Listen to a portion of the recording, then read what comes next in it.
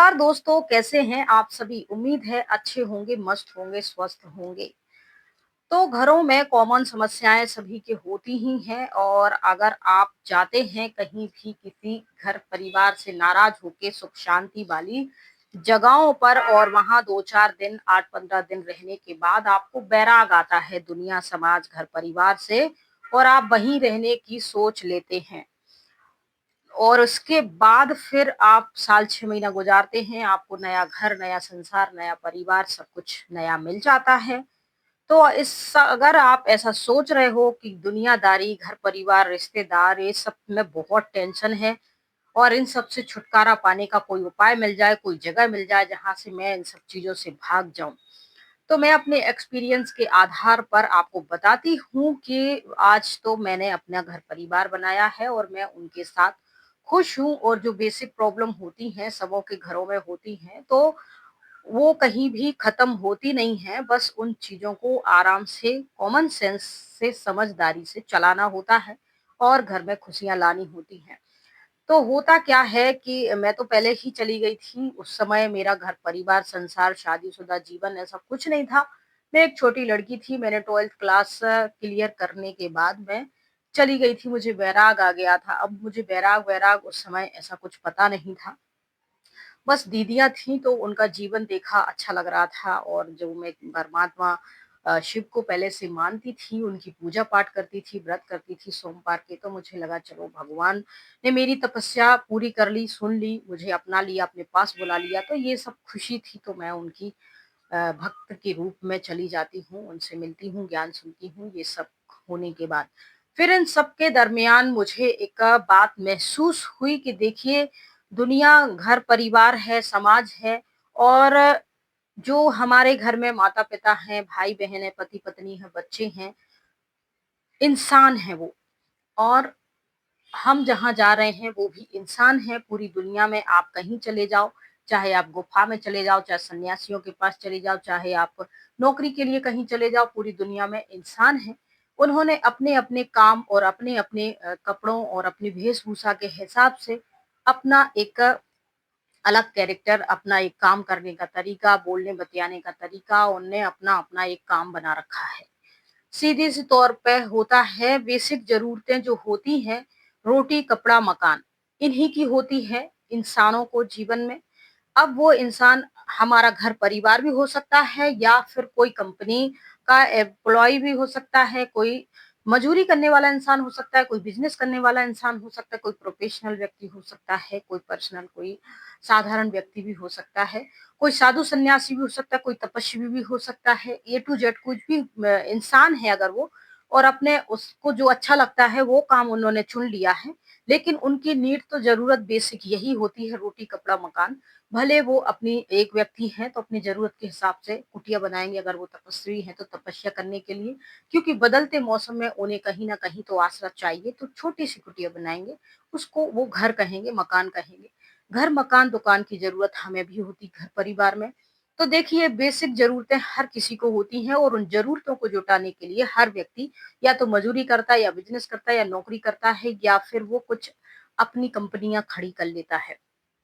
तो ये चीज़ें होती हैं और हमको लगता है कि हम जिस परिवार के साथ रह रहे हैं जो हमारे पति हैं, जो बच्चे हैं, जो सास-ससुर हैं, जो देवर-जेठानी हैं, जो बहन-भाई हैं, ए टू जेड आप जिन भी लोगों के साथ रह रहे हो, उन सबके साथ कॉमन यही प्रॉब्लम होती है।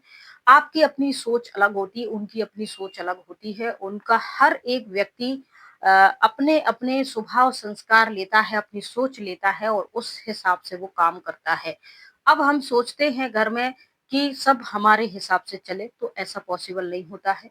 ऐसे ही दुनिया समाज होती है, सब व्यक्ति अपने-अपने हिसाब से चलते हैं। कहने का तात्पर्य यही है कि आपको जो समस्याएँ अपने घर में अपने लोगों से लग रही हैं, वही समस्याएँ आप जब वर्क करने के लिए निकलेंगे, काम करने के लिए तो वही समस्याएँ रहेंगी। जब आप ये सब छोड़-छाड़ के सन्यासी जीवन जीने के लिए जाएँगे तो ये समस्याएँ वहाँ भी रहेंगी। क्यों रहेंगी? क्योंकि हैं सब इंसान ही। और कहते हैं इंसानों के स्वभाव में ही होती है गलतियाँ करना, सुधार करना, ठीक करना, जीवन यापन करना, आगे बढ़ना। तो ये सब चीज़ें होती हैं। अब कोई व्यक्ति मेहनत मजूरी करके रोटी कपड़ा मकान जुटाता है, कोई भीख मांग के जुटाता है, कोई कंपनी खड़ी करके, कोई बिजनेस करके, कोई रिश्वत लेके, कोई झूठ बोल के, कोई पाखंड दिखा के, कोई डरा धमका के, कोई डॉनगिरी दिखा के, कोई बंदूक दिखा के, कोई आपसे मेहनत करके मजूरी दे के। हमारा सबका अपना एक तरीका होता है जिसको जो सही लगता है कि मुझे इस तरीके से पैसे इकट्ठे करने हैं, जुटाने हैं अपने जीवन यापन के लिए। और जब थोड़े बहुत पैसे उसके पास आने लगते हैं तो वो खुशी से जीता है। लेकिन उसके जीवन में फिर जैसे-जैसे पैसे उसके बढ़ते जाते हैं, उसकी ज़रूरतें भी बढ़ती जाती हैं और फिर ये ज़रूरतें आधुनिकता में कब बदल जाती हैं, उसे नहीं पता चलता है। और फिर वो इन ज़रूरत को पूरा करने के लिए या तो अपनी कमाई करने के तरीके को और अच्छा इम्प्रूव करेगा, बढ़ाएगा। जो जिस तरीके से पैसे इकट्ठा कर रहा है, कमा रहा है, वो उन तरीकों को और इम्प्रूव करेगा और ज़्यादा की और ज़्यादा कमाई हो और वो और ज़्यादा। आज उसने कुटिया बनाई है 10 बाई 10 का है, कल 10 बाई 20 का होगा, फिर 20 बाई 20 का होगा, फिर उसको ये सारी चीज़ें जो हैं जैसे-जैसे आता जाता है वैसे-वैसे उसकी लालच बढ़ती जाती है और ये चीज़ें कॉमन सभी में पाई जाती हैं। फिर हम कहते हैं कि हम अपने घर परिवार से तंग आकर, परेशान होकर हम किसी संस्थान की तरफ रुख कर लेते हैं। किसी आध्यात्मिकता की तरफ। ये आध्यात्मिक होते हैं, हम जाते हैं वहाँ ज्ञान सुनने के लिए, थोड़ी समझदारी के लिए, थोड़ी सुख शांति भरने के लिए, ना कि हम अपना घर परिवार छोड़ के वहीं बैठ जाने के लिए। क्योंकि ये सब चीज़ें गलतियाँ करना और में उसके अंदर अच्छे बुरे संस्कार होना, सुख-दुःख ये व्यक्ति की खुद की एक पर्सनल जीवन जब तक होता है ये सब चलता रहता है। आप अगर ये सोच रहे हो कि 2-4 लोगों को छोड़कर आप जगह बदलकर, स्थान बदलकर, लोग बदलकर खुशी रहोगे, सुखी रहोगे, संपन्न रहोगे, आपके जीवन में किसी प्रकार की कोई समस्या नहीं आएगी, जीवन धन्य हो जाएगा, सफल हो जाएगा, तो बिल्कुल आप गलत हो। और इसका एक जीता जागता उदाहरण मैं खुद हूँ। मुझे ऐसा लगता था कि जो बहन महिलाएँ होती हैं, महिलाओं का जीवन महिलाओं के बीच में सुरक्षित होता है। तो देखिए घरेलू हिंसा में ज़्यादातर सास-बहू या ननंद-भाभी या देरानी-जेठानी इनके झगड़े होते हैं। यानी वो महिलाएँ महिलाएँ होती हैं और वो आपस में छोटी-छोटी बातों को लेकर तना-तनी उनके बीच में रहती है, झगड़े होते हैं, तो वजह वो होती है।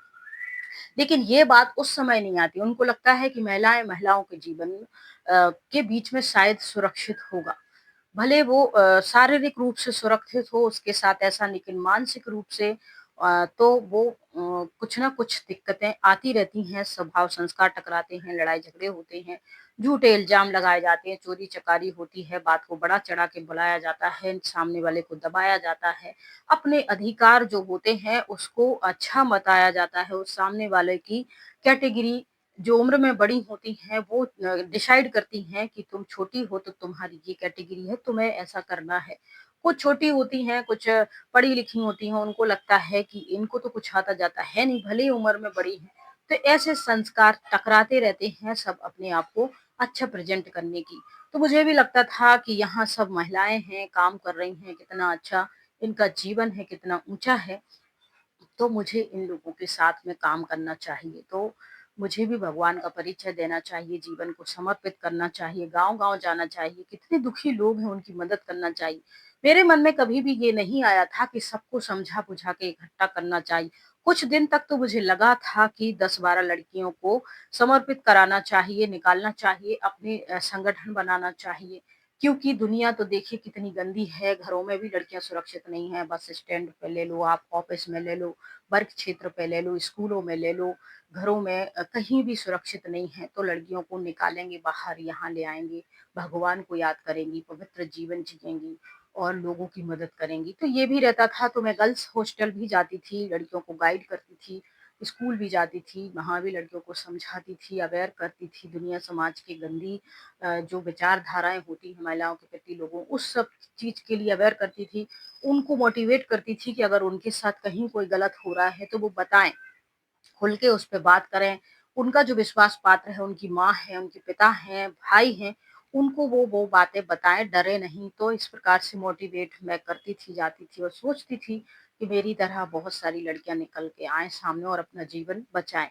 फिर धीरे-धीरे मेरा ही जो था मानसिक संतुलन बिगड़ने लगता है, क्योंकि मैं जिन लोगों के साथ रह रही थी, वो दीदियाँ जो थी, धीरे-धीरे इन सब चीज़ों में मेरी क्लास कराने में बंदिश डालने लगी, उठने-बैठने, काम, मेरी तबीयत को लेके ताने मारने लगी, खाने-पीने को लेके ताने मारने लगी, कमाई को लेके ताने मारने लगी। मुझे ये मालूम नहीं था कि मुझे तो ये पता था कि ईश्वर का ज्ञान फ्री ऑफ कॉस्ट बाँटना है और जिसको जो स्वेच्छा से देना है तो वो दे देंगी। तो हम इस रूल के बेस पे वर्क कर रहे थे।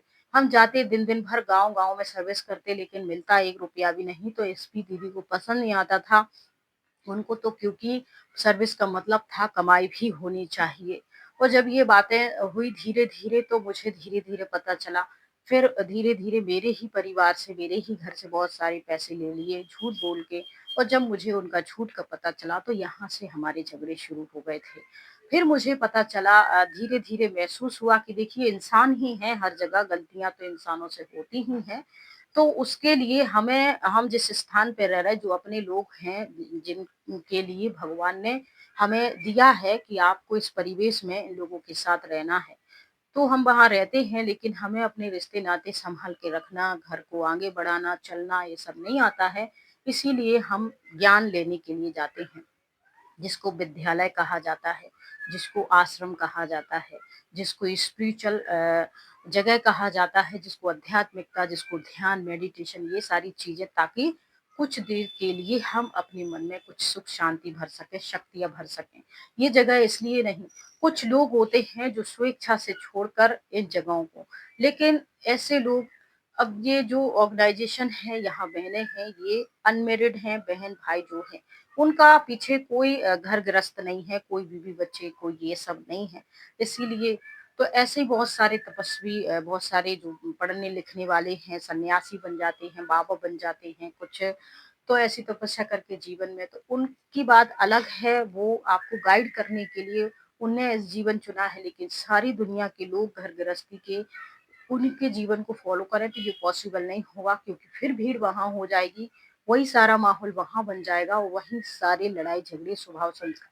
आप इस बात को समझने की कोशिश कीजिए कि मैं आपको सिर्फ़ इतना ही कह रही हूँ कि दुनिया में हर जगह मनुष्य हैं और मनुष्य की बेसिक नीड रोटी, कपड़ा, मकान होती है, और इनको ही जुटाने के अलग-अलग तरीके लोग अपनाते हैं, और जो जिसको अच्छा लगता है वो करते हैं।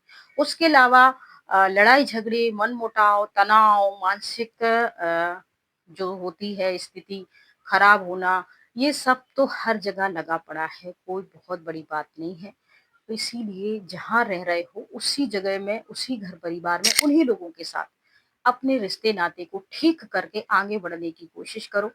आप ऐसी जगहों पे जाओ, ऐसी वीडियो देखो, ऐसे लोगों के संपर्क में आओ और उनसे बातचीत करो, अपनी समस्या बताओ, उसका समाधान खोजने की कोशिश करो, शक्तियों को बढ़ाने की कोशिश करो, कुछ पॉजिटिव आप लिटरेचर पढ़ो, कुछ पॉजिटिव गीत सुनो, कुछ पॉजिटिव वीडियोस देखो, मोटिवेट, इन सब चीज़ों से थोड़ा-सा आप अपने घर परिवार में और अपने मानसिक तनाव में बैलेंस बना लेंगे और चलेंगे।